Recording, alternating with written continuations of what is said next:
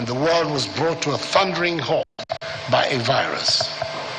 I do not think I need to go into the details of the daily updates of the casualties around the world and the projections about how the streets of African cities will be littered with dead bodies.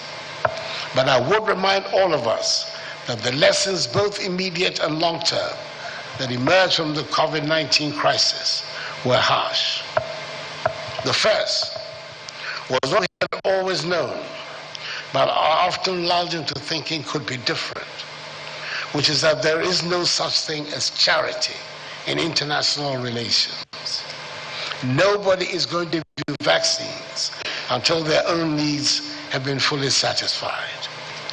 African countries therefore need to cooperate with each other and not count on aid from the international community. That is why Senegal,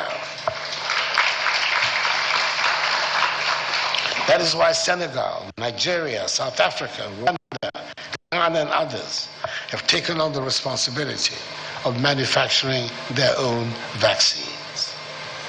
The second was to admit the urgency of the infrastructure deficit in our countries, especially in the health sector, as was exposed by the pandemic.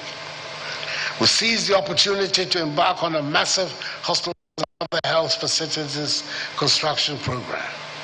In Ghana, we have embarked on what is commonly known as Agenda 111, a bold initiative which seeks to establish hospitals and facilities in all 206 districts in the country. While the pandemic was active, we concentrated on saving lives and tried to manage the pressures on the economy triggered by the pandemic as best as we could. But by the time the all-government task force I set up to manage the crisis stopped meeting, having completed its work, the buoyant economy we were touting at the beginning of 2020 was on its knees.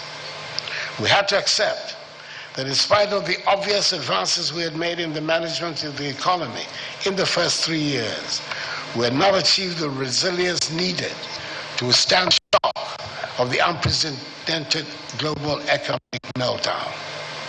We faced a major economic crisis, and with the world's capital markets close to us, we ended up going to the IMF, not an easy decision to make.